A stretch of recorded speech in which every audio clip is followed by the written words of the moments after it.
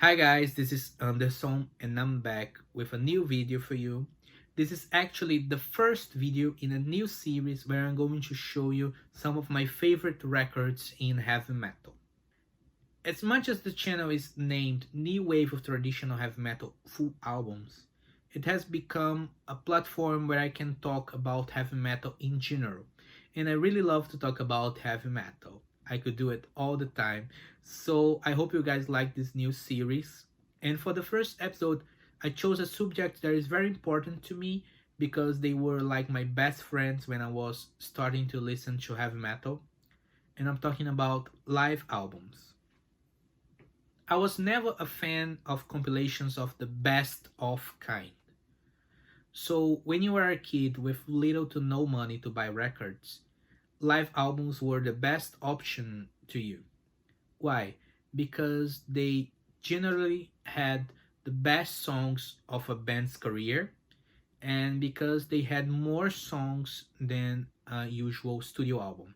So instead of buying a studio album with 9 to 10 songs, you would buy a live album with 15 and maybe some of the best of the band. So I'm going to show you the 5 more important albums, live albums in my headbangers journey, my metalhead journey. And I'm going to show you some honorable mentions as well. If I don't show an album that you think should be on this list, it's mainly for two reasons. The less common is maybe I don't rate that specific album as much as you do, or the second one is the most probable is because I don't own this album in a physical format. I have a great collection, but it's nothing compared to what is available for a heavy metal collector, heavy metal fan to buy out there.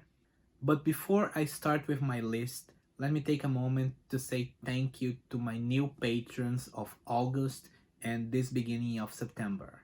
They are Eric Andresen, Collin Slutzky, David May, Muhammad Rahmat, Eric Maboud, and Zach Rojas. Thank you so much, guys. It's very important for me to know there are people out there who really like what I do here on the channel and are willing to support it in any way they can. Thank you so much. So let's start. And the fifth place is Accept, Staying Alive. It was recorded, I think, in 1985 during the Metal Heart tour, but it was only released in 1990, if I'm not mistaken. And this was the first Accept album I ever listened to. To me, some of the songs here are in their ultimate form, especially Metal Heart. When I listened to Metal Heart here, it was like an explosion in my head, and everything here is great. The guitars, the drums, the vocals, and it's much more powerful than the studio version. I have to tell you, when I actually listened to Metal Heart in studio, I was kind of disappointed because it's less powerful and it's slower. It's still a great song. Metal Heart is a great song on the album, but here it's a totally different monster. And if you haven't listened to this live version of Metal Heart, do it. But not only Metal Heart, Breaker, Scream for a Love Bite, Up to the Limit, and Princess of the Dawn, Fast as a Shark. Like it's like a best of the first, like, not the first albums, but the four that are considered to be Accept best albums: Breaker, Restless and Wild, Balls to the Walls, and Metal Heart. So it's like a best of those albums in a live format. So Accept, Staying Alive. The fourth place is Judas Priest, Priest Live. This was recorded during the Turbo Tour in 1986. Some people hate Turbo, some people love Turbo. I really like Turbo, and it has great songs, especially the concert opener here, and it's Out in the Cold. Like the Accept album, this for me is the ultimate version of Out in the Cold. It never sounded as good as it did on this live album. And I know the most iconic live album for Judas Priest is Unleashed in the East from 1979. But this was the first Judas Priest album I ever listened to, and this is why it's important to me. It's not because of the controversy of Unleashed in the East not being a real live album because of the studio overdubs. Most of the albums of that time had studio overdubs. So Priest Live, it was actually a good timing for them to record a new live album. Like I said, Unleashed in the East, 1979. It was like a different phase of the band. With British Steel, they began like a new phase due to the advent of the new wave of British heavy metal. Although Judas Priest is not really a part of it, they were like the godfathers of the movement, and they also started playing like in the same feeling of the new wave of British heavy metal bands. So Priest Live is the fourth place of the most important live albums to me. The third place is the second one on this list by a German band, and this is actually one of my favorite bands in heavy metal, and I'm talking about Blind Guardian, and this is Tokyo Tales. It was recorded in Japan as well, and it was released I think in 1993. It was during the tour for the Somewhere Far Beyond album, and it's actually funny because they just announced, Blind Guardian just announced that they are going to make some shows playing Somewhere Far Beyond in its entirety, but only in Germany and Switzerland. But fans all over the world are getting crazy about it because they want to witness this show on not only in Germany and Switzerland. If they can come to the Netherlands with the show, I would be very happy. I think that Imaginations from the Other Side from 1995 is also a great album, but I think that the best time of Blind Guardian's career was between like the first album, Battalions of Fear, to this album, Somewhere Far Beyond. And then they recorded this great live album, Tokyo Tales. It's like a tribute to the Scorpions album, Tokyo Tapes. It's a great sounding album. It's the iconic Blind Guardian song with Hansi on the bass, Steel on the bass. So it's like raw and still like more speed metal than the power metal giants that they would become. So Blind Guardian, Tokyo Tales, it's my third place on the most important live albums to me. The second place is actually my favorite live album of all time, and I think it's the best live album of heavy metal ever. No arguing about it. And I'm talking about Iron Maiden Live After Death, recorded during the Power Slave tour in 1985. And just like the other albums I talked about, some of the songs here are in their ultimate version, and one example that I can give you is Revelations. Revelations never sounded as good on studio as it sounds here, and Bruce Dickinson is really inspired, and this is why I think this is their best album ever, because in some of the later live albums from Iron Maiden, like a real live, a real dead one, he doesn't sound as good as he sounds here, and the same can be said about Live at Hammersmith and other live albums of that period of time, 80s and 90s. Although my favorite Iron Maiden studio album is Somewhere in Time, and this album doesn't feature songs from this album because it was released before, I really like this album, and it's the, like I said, the best live album for me. When the Churchill speech starts, I just feel the goosebumps, and then Iron Maiden starts Aces High. It's like it's goosebumps all the time. So Iron Maiden, Live After Death, and the first one, and don't be surprised because I don't think many people would put this album in a list of best live albums, but since it's only the most important to me, I had to include the album that's actually responsible for me being here. Without this album, there's no New Wave Tradition Heavy Metal Full Albums, and I don't know what would I become.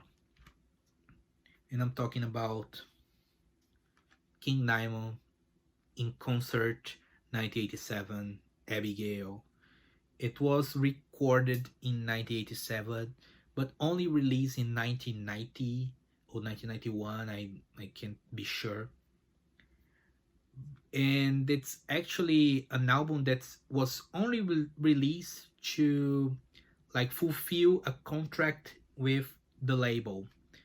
They had one more album in the contract, and they just wanted to get rid of the contract, so they found like some tapes in a basement, and they released as a live album without overdubs. So what you hear here is actual live albums with no studio fixes. And it was the first heavy metal album I listened to, and it took me, it opened my mind to, it changed my life. I have to say, this album changed my life. And I was actually listening to it in a homemade cassette tape. Even with the, if the quality was not the best, it was enough to make myself surrender to the power of heavy metal.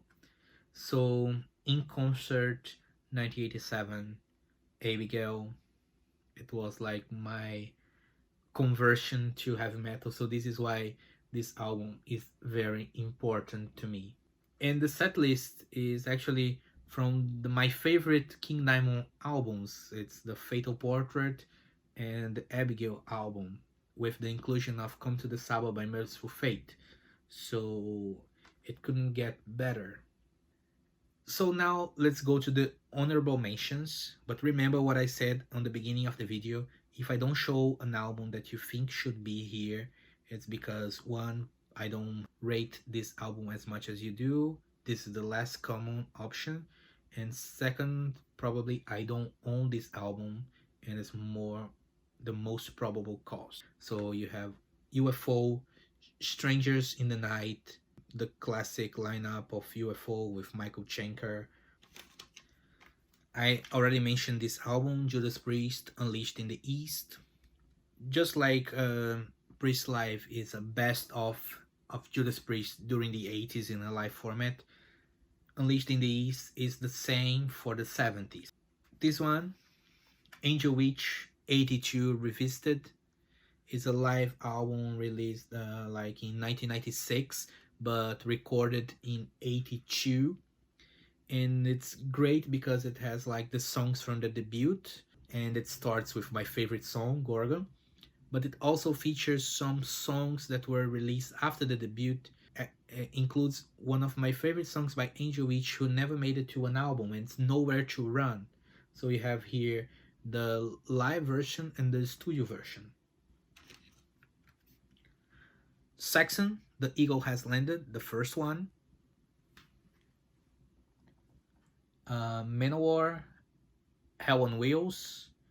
It was like the first Manowar album I ever listened to, and I was captivated ever since. And yeah, this was released, I think, during the Louder Than Hell tour. Queensryche, Operation Life Crime. This is the live album featuring the whole Operation Mind Crime. Finley's Live and Dangerous. What can I say? Phil Lynott is a genius, and Scott Garhan, Brian Robertson, great guitar players. I have Keys Alive 2. Like I said, I don't have Alive 1. I don't own it, but Alive 2 is not as iconic, but as good as. This is Scorpions, Tokyo Tapes. This is like the Japanese cover. This is not the classic cover, but it's a Japanese. It's a great live album, and it features some of the best Scorpion songs from the 70s, including my favorite Scorpion songs, We'll Burn the Sky. Tokyo Tapes by Scorpions. Also by Scorpions, Worldwide Live. And it's similar to what Priest Live is for Judas Priest. So Tokyo Tapes has the best songs from the 70s, and Worldwide Live brings the best songs from the 80s. This is from the t-shirt that I'm wearing, and it's Ice Durf Alive in Athens. This is a triple live album featuring like most of their songs from their debut album, the self-titled, to the Dark Saga in 1996. So Alive in Athens by Ice Durf. And this one is a personal choice. It's a band called Chaman, and it was formed by former members of Angra, the Brazilian band, like the singer Andresen, who also sings in Viper, and the bass player and the drummer for Angra. They left the band in 2000, and they formed Chaman. They released a debut album called Ritual. Great album, one of the best Brazilian heavy metal albums of all time, but especially during the 2000s. And the album was a huge success in Brazil. They toured like for 3 years, and they were big in Brazil, so they decided to release a live album featuring the whole Ritual album, and it's called Ritual Live. So Shaman Ritual Live, it's a personal choice, but it's here. So this is it, guys. There are also other live albums that I have here, like this one is closer so I can show it. It's the Yngwie Malmsteen live in Leningrad, and there's also an EP by Angra that's live. It's the Holy Live, but it's only like 6 songs, so I didn't include them on my honorable mentions, but it was here, so I showed it to you. Let me know in the comments what are your most important live albums and what did you think of my list. But I hope you guys like this first episode, and for the next the second episode, I'm thinking about, since I'm reading I'm listening to the new book with the story of the Metal Blade records. It's written and narrated by Brian Slagle himself, the owner of Metal Blade Records. I'm thinking of maybe bringing like my favorite Metal Blade records from the 80s that I owned, only the ones that I own. maybe this will be the second episode, but if you have also suggestions for a next episode, let me know in the comments. And thank you so much, guys. See you soon, and bye bye.